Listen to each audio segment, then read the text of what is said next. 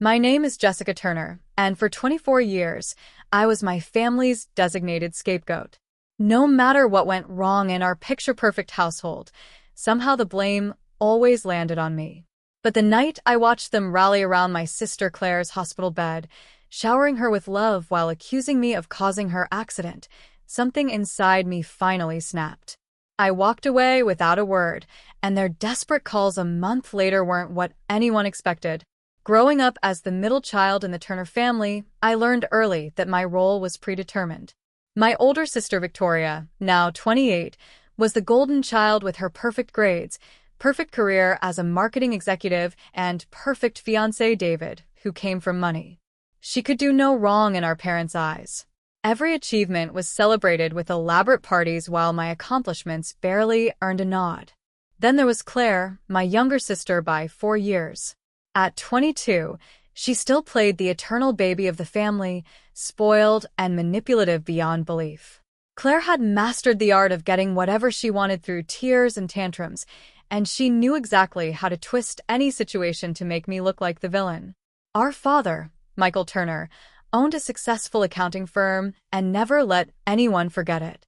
A controlling man who valued reputation above all else, he ruled our family with quiet but firm authority. Any threat to the family image was met with cold disapproval, especially if I was involved. My mother, Patricia, a former model who now focused on charity work and social status, channeled all her frustrated ambitions into maintaining our family's perfect facade. When reality didn't match her vision, particularly when it came to me, her disappointment was unmistakable.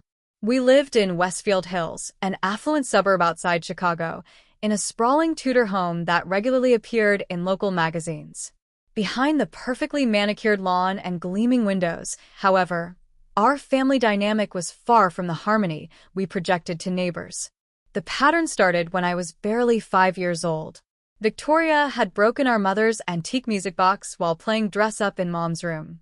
When our parents discovered the damage, Victoria tearfully pointed at me, claiming I had knocked it over during one of my tantrums. Despite my protests, I was sent to my room without dinner while Victoria received comfort and ice cream. This became the template for the next 2 decades. When Claire spilled grape juice on Dad's important client files at age 7, I was blamed for not supervising her properly. When Victoria crashed her car at 18, somehow I had distracted her by asking to borrow her sweater earlier that day. When Dad's blood pressure spiked during a stressful period at work, it was because I caused unnecessary stress by choosing journalism instead of business as my college major. The irony wasn't lost on me that I ended up studying the very dynamics that shaped my childhood. I earned a degree in journalism with a focus on family psychology, eventually landing a position at a respected magazine writing about social issues. My articles on family dysfunction were published in several publications, but none of my family attended my graduation ceremony. Dad had a golf tournament, Mom had a charity luncheon, Victoria was on vacation with David, and Claire had what she called the most important sorority event of the year. My accomplishments were consistently minimized. "It's just a magazine article, not like Victoria landing that corporate account," Dad would say dismissively when my investigative piece won an award. When I was promoted to senior writer, Mom's only comment was, "Are you sure that salary is enough to support yourself? You know you're not as practical as your sisters."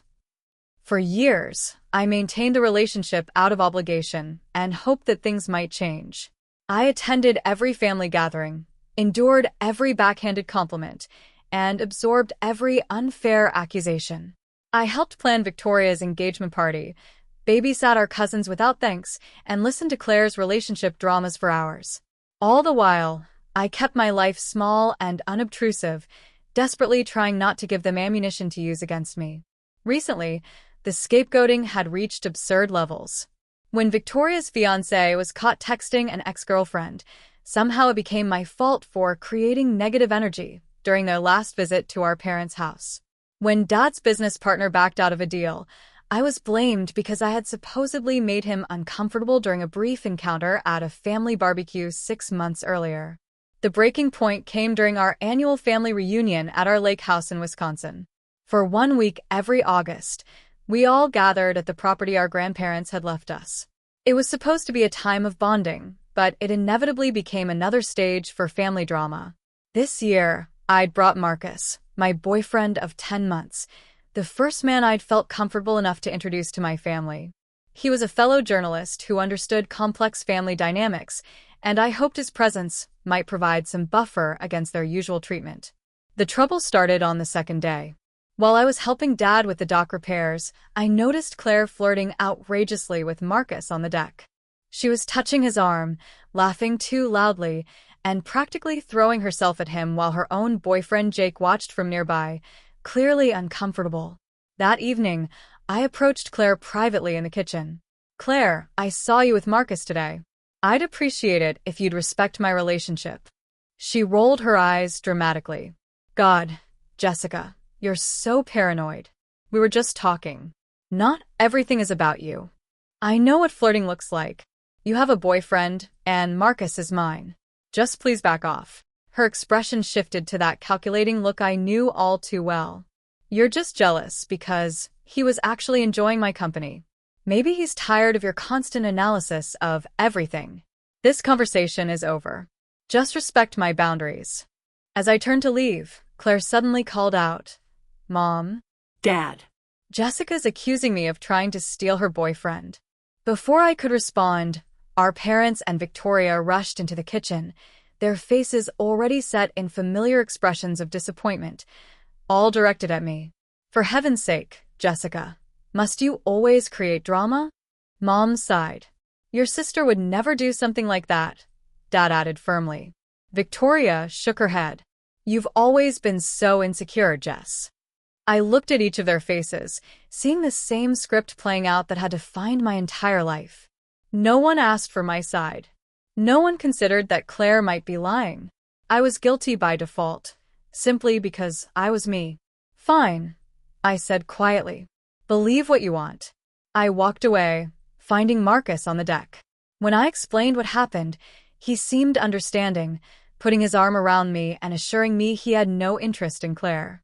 For a moment, I felt relieved that at least someone was on my side. The next morning, everything changed. I was reading in the sunroom when I heard a scream and a series of thuds from the main staircase. I ran to find Claire lying at the bottom of the stairs, holding her wrist and crying dramatically. No one else had been in the area, just Claire and me in different rooms. "What happened?" I asked, rushing to her side. Her tear-filled eyes met mine with a look of pure malice before she screamed. "She pushed me." Jessica pushed me down the stairs. I stood frozen in shock. "What?" I was in the sunroom reading. I didn't even. Within seconds, the entire family converged on the scene. Dad immediately knelt beside Claire while Mom called for ice. Victoria pulled out her phone to call for medical help. "What did you do?" Dad growled at me, not even questioning Claire's accusation. "I didn't do anything. I was reading when I heard her fall." "Stop lying," Victoria snapped. "You've resented Claire your entire life." Mom looked at me with disgust. "I always knew your jealousy would turn dangerous."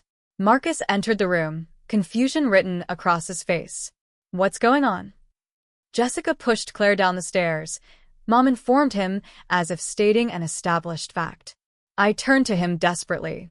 "Marcus, I was in the sunroom with a book. You know I couldn't have."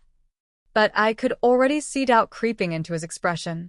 The united front of my family's conviction was powerful, and he'd only known me for 10 months. I stepped out to take a call," he said hesitantly. Claire was rushed to the local hospital, dramatically moaning about the pain despite what turned out to be only a minor sprain. The entire family accompanied her, creating a protective circle around her hospital bed while casting accusatory glances at me. I stood in the doorway watching the scene unfold like I was outside my own body. Dad stroked Claire's hair, murmuring comfort. Mom adjusted her pillows with tender care. Victoria held her hand, promising to stay overnight if needed. Even Marcus had been absorbed into their circle, offering to bring Claire something from the cafeteria. "You've always been jealous of your sisters," Dad said loudly enough for the nursing staff to hear. "But this time you've gone too far." "I always knew there was something wrong with you," Mom added, her voice dripping with contempt. "Maybe it's time we got you professional help." Victoria looked up from Claire's side with an expression of pity and disgust. I think you need serious therapy, Jessica. This isn't normal behavior.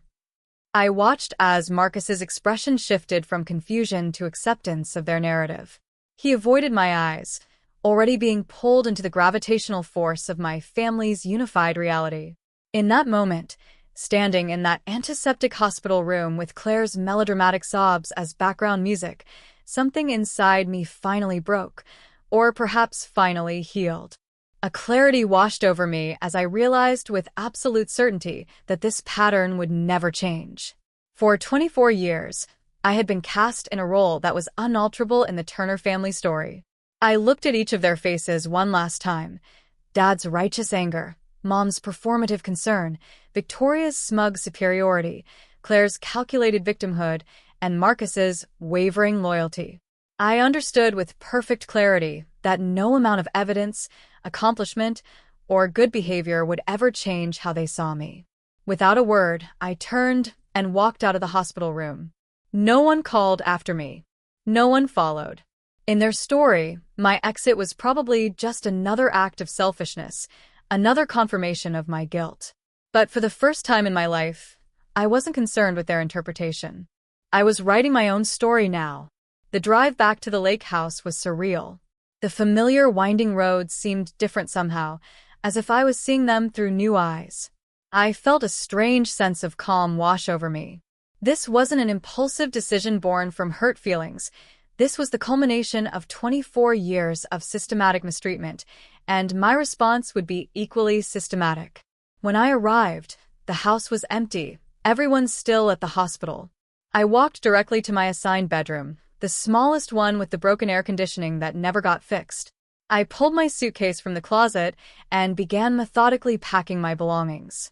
I took only what truly mattered: my clothes, my laptop, a few books that had guided me through difficult times. I left behind the expensive jewelry my parents had given me for birthdays. Always practical pieces, never anything sentimental. I left the uncomfortable designer dresses Mom had pressured me to buy. I left behind all the physical reminders of trying to fit into a role that was never meant for me. While packing, I found a small box hidden in the back of my closet, my old journals from high school and college. Opening one at random, I read an entry from when I was 16. March 15th, 2015, Victoria's graduation party was today. Everything was perfect until Claire accidentally knocked over the chocolate fountain onto the white carpet. When Mom started screaming, Claire immediately started crying and said I dared her to do it. I was outside helping with the tables the entire time, but Mom sent me to clean up the mess and banned me from the after-party. Victoria got her celebration. Claire got sympathy for being manipulated by me, and I got to scrub chocolate out of carpet. Why doesn't anyone ever believe me? 20 entries like this filled the pages, each one a perfect record of the family dynamic I was finally finding the strength to break. On the dresser sat a framed photo of our family from last Christmas, all of us smiling in our matching red sweaters. In a deliberate act of reclaiming my narrative, I carefully cut myself out of the photo, leaving only my image. I wasn't erasing my history. I was centering myself as the protagonist of my own story rather than the villain in theirs. Before leaving, I wrote a short note and left it on the dresser. I won't be your scapegoat anymore. 5 words that encapsulated 2 decades of built-up resolve. I had always maintained financial independence, a decision my parents had criticized as unnecessarily stubborn when they offered to help with my expenses like your sisters. That stubborn independence now meant freedom. I had my own savings, my own credit cards, and my own identity completely separate from the Turner family resources. I called my closest friend, Rachel, whom I'd met in journalism school. She had witnessed enough of my family's treatment over the years to understand exactly what I was doing without lengthy explanations. I need a place to stay for a few days, I said when she answered. There was only the briefest pause before she replied, the guest room is already made up. How soon can you be here? Next, I changed my phone number through my provider's app, watching as the confirmation appeared on screen, a digital severing of one of the primary tethers my family used to reach me whenever they needed their scapegoat. As I carry my suitcase to the car, I took one final look at the lake house. The afternoon sun cast it in golden light that belied the darkness it had contained for me. I had expected to cry, to feel the weight of grief that comes with such endings. Instead, I felt profound relief mixed with nervous anticipation. For the first time in 24 years, I was free to write my own story. Rachel lived in a cozy two-bedroom apartment in Minneapolis, filled with books and plants, the complete opposite of my family's pristine, museum-like homes. The guest room overlooked a small community garden, and I spent hours watching people tend to their plots, finding strange comfort in these strangers living their ordinary lives. "I've been waiting years for you to make this break," Rachel said over coffee the morning after my arrival. "Was it that obvious? To anyone outside your family?" "Absolutely. The first time I met them at your college graduation, I watched them dismiss your summa cum laude achievement and then blame you for the restaurant reservation being delayed. I couldn't believe what I was seeing." Having an outside perspective validate my experience was both comforting and painful. For so long, I had doubted my own perceptions. That first week was a strange mixture of grief and liberation. I mourned not for the family I had left behind, but for the family I had never had. I grieved for the little girl who had desperately tried to earn love that was never going to be freely given, for the teenager who had learned to make herself invisible to avoid criticism, for the young woman who had achieved professional success in a subconscious attempt to finally earn approval. Rachel connected me with Dr. Sarah Chen, a therapist specializing in family trauma. In our first session, she helped me understand the dynamics that had shaped my experience. "What you're describing is a classic scapegoat role," Dr. Chen explained. "Dysfunctional family systems often designate one member to carry the blame for the entire system's problems. It's not random. Usually it's the family member who threatens the status quo in some way, often the most emotionally honest or independent member." Over the following weeks, I attended therapy twice weekly, unpacking decades of gaslighting and emotional manipulation.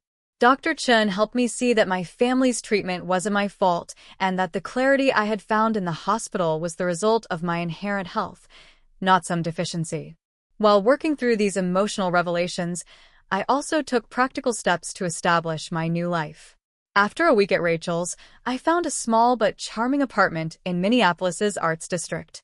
It was in an old converted warehouse with exposed brick walls and large windows. It had character and history, unlike the sterile perfection of my parents' home. I applied for a position at a well-respected nonprofit magazine that focused on social justice issues. During the interview, I spoke with confidence about my work without the constant internal editor that had previously monitored every word for potential family criticism. The editor-in-chief offered me the position on the spot. Each day brought small victories in reclaiming my identity. I painted my apartment walls of vibrant turquoise that Mom would have called attention-seeking. I bought comfortable furniture based solely on what appealed to me. I adopted a rescue dog and named her Luna, despite Dad's frequent declarations that pets were unnecessary expenses. I rediscovered hobbies I had abandoned because of family dismissal. I joined a local photography club, remembering how my teenage interest in photojournalism had been cut short when Dad declared it an impractical career path. I started rock climbing on weekends, an activity Mom had called unnecessarily dangerous. The most challenging adjustment was learning to make decisions without anticipating blame. For years, every choice was filtered through the lens of, how will my family use this against me? Now, with that filter removed, I sometimes found myself paralyzed by simple decisions. Dr. Chun helped me recognize these moments as opportunities to connect with my authentic preferences. Ask yourself what you want, not what would be safest to want. 3 weeks into my new life, I realized I had gone an entire day without thinking about my family's potential reaction to my actions. That night, I celebrated this milestone by ordering Indian food, cuisine Mom had always declared too spicy, and eating it while watching a documentary about wildlife photography, a subject Dad had once called worthless escapism. My professional life began to flourish without the constant undercurrent of family criticism. My investigative piece on housing discrimination gained attention from colleagues in the field. I was invited to contribute to a book on social justice journalism, an opportunity that would have been diminished at Turner family dinners but was celebrated over drinks with my new colleagues. My upstairs neighbor, James, a graphic designer with a dry sense of humor and a talent for making sourdough bread, became a friend. Unlike my interactions with my family, our friendship was based on mutual respect and genuine interest in each other's lives.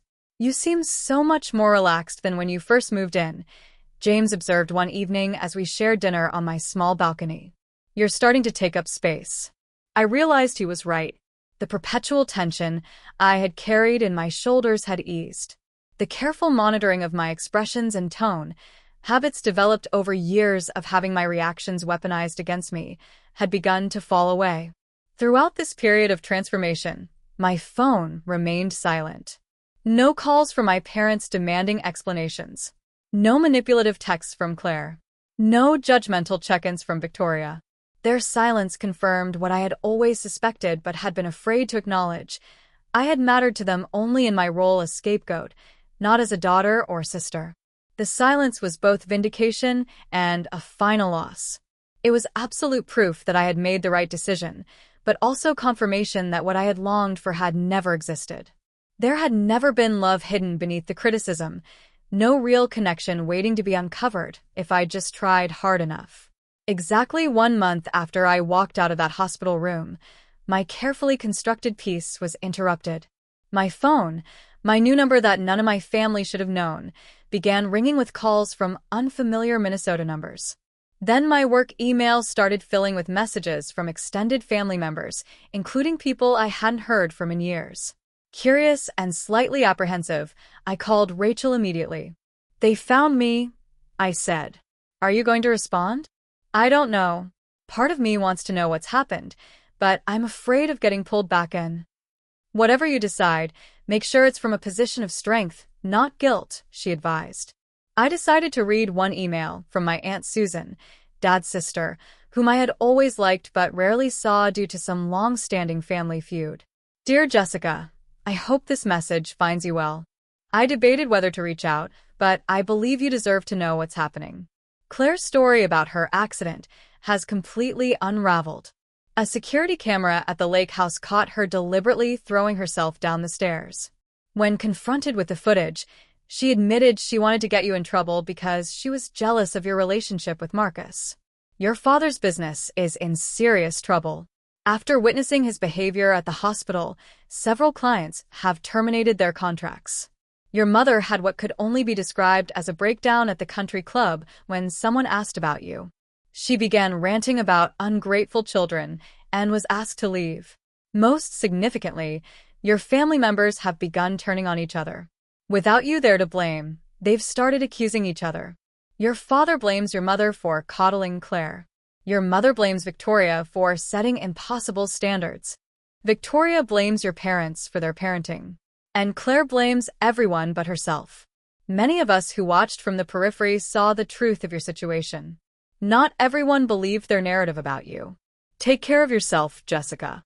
Sometimes the greatest act of love is protecting yourself from those who cannot acknowledge their own harmful behavior. With love and respect, Aunt Susan." I sat in stunned silence, a complex mixture of emotions washing over me. Validation, sadness, a strange sense of relief, and something approaching closure. Over the next few hours, voicemails and emails continued to pour in. Dad's message was the most revealing. "Jessica, this has gone on long enough. Your behavior is affecting the family's reputation. We need you to come home and help fix the situation you've created." Even now, with their lies exposed, he was framing the family's unraveling as my responsibility. Mom's voicemail was similarly self-centered. "Darling, I don't know what's gotten into you, but we need you home. People are asking questions, and I don't know what to tell them." Most surprising was an email from Victoria. "Jess, I know we've never been close, and that's largely my fault.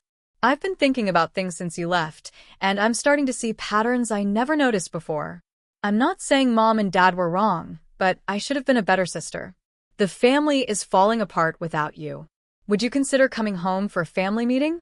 You were always the one who understood people." Even in her attempt at reconciliation, Victoria was asking me to resume my role as family emotional caretaker. Claire was notably silent among the communications, perhaps the only honest response from any of them. The most unexpected contact came from Marcus. "Jessica, I owe you a massive apology. When the truth about Claire came out, I realized how wrong I was to doubt you. I was caught up in your family's narrative instead of trusting what I knew about you. I know I don't deserve it, but would you be willing to talk?" I discussed these messages with Dr. Chun in our next session. "How are you feeling about all of this?" she asked. Validated, but also sad for them. They're experiencing the consequences of their own dysfunction, and they still can't see it. What would serve your healing process? Not what would help them or what would be expected of you, but what would support your journey? After careful reflection, I decided to respond only to Marcus and Aunt Susan. To Marcus, I wrote, "Thank you for your apology. I appreciate your honesty. I wish you well, but I've moved on and built a life I love here. Take care." To Aunt Susan, I wrote, "Thank you for telling me the truth and for seeing me all these years. Your support means more than you know. I'm building a wonderful life and finally understand what healthy family relationships look like through friends who've become my chosen family." To my parents and sisters, I sent nothing. Responding now, when they were in crisis and looking for someone to stabilize their system, would only reinforce the dynamic I had worked so hard to escape. 6 months after walking out of that hospital room, my life had transformed completely. My small apartment had become a true home. Luna had claimed the sunny spot by the window as her domain. My work at the magazine was fulfilling and impactful. I was writing stories that mattered, helping expose injustices and amplify marginalized voices. I had started dating again, meeting people who appreciated my thoughtfulness and intelligence rather than seeing them as threats. My relationship with David, a social worker with kind eyes and a patient manner, was developing slowly, built on mutual respect and authentic connection. What surprised me most was the chosen family I had created around me. Rachel remained my closest friend, but my circle had expanded to include James from upstairs, colleagues from the magazine, members of my photography club, and neighbors who had become regular dinner guests. These relationships were characterized by reciprocity and authenticity, concepts that had been entirely absent from my experience of biological family. I maintained cautious contact with Aunt Susan, who had become a bridge to the few healthy members of my extended family. Through her, I learned that Claire had entered therapy and was slowly acknowledging her role in the family dysfunction. Victoria had moved out of my parents' house and was in counseling with her fiancé, working to break the patterns she had learned. My parents remained entrenched in their victim narrative, but their isolation was growing as more family members began questioning their behavior. My professional life flourished beyond my wildest dreams.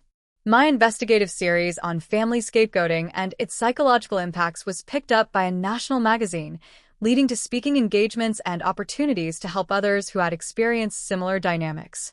One of the most meaningful developments was my volunteer work with a local organization supporting young people from dysfunctional families.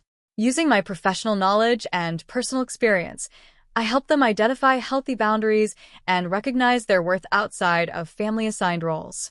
"You're the first adult who's ever really listened to me," 16-year-old Maya told me after our third mentoring session. Her words were both heartbreaking and affirming, confirmation that the cycle could be broken. As I sat in my favorite coffee shop one afternoon, working on an article about resilience in family trauma survivors, I reflected on the journey of the past months. Leaving hadn't been an end but a beginning. The start of discovering who Jessica Turner truly was outside the role she had been assigned. My phone buzzed with a text from David asking if I wanted to grab dinner at the new Thai place that had opened nearby. I texted back an enthusiastic yes, no longer analyzing every interaction for hidden meanings or potential criticisms. The old Jessica would have spent hours worrying about whether she seemed too eager, too needy, too something. The new Jessica simply expressed her authentic feelings without fear they would be used against her. That evening, as David and I shared pad thai and talked about our days, his challenging case with a foster family, my interview with a survivor of financial abuse, I marveled at how different this felt from family dinners. Here was someone who listened to understand, not to find ammunition. Someone who celebrated my successes without diminishing them, who supported my struggles without making them about himself. "You know what I love about you?" David said as we walked home under the streetlights. "You see people so clearly. You have this gift for understanding family dynamics and helping people heal. It's like you turned your pain into purpose." His words brought tears to my eyes, not from sadness, but from the profound recognition of being truly seen and valued for who I am. Later that night, as Luna curled up beside me and I reviewed notes for my next article, I thought about the Turner family. I felt no anger toward them anymore, but also no obligation. They were living with the consequences of their choices, just as I was living with the benefits of mine. My phone sat silent on the nightstand, no longer a source of anxiety about incoming criticism or manipulation.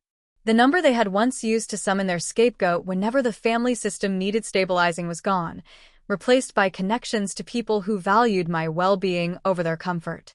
I had learned that family isn't just about blood. It's about who sees you, respects you, and loves you for exactly who you are. The Turners had given me genetics and childhood experiences that shaped me, but my chosen family had given me something far more precious, the space to become my authentic self. As I drifted off to sleep in my cozy apartment, with Luna's gentle breathing beside me and the city lights casting soft patterns on my walls, I felt a profound sense of peace. I had walked away from a role that was destroying me and into a life that celebrated everything I truly was. The scared girl who once cut herself out of family photos had grown into a woman who centered herself in her own story. And that story, my story, was just beginning.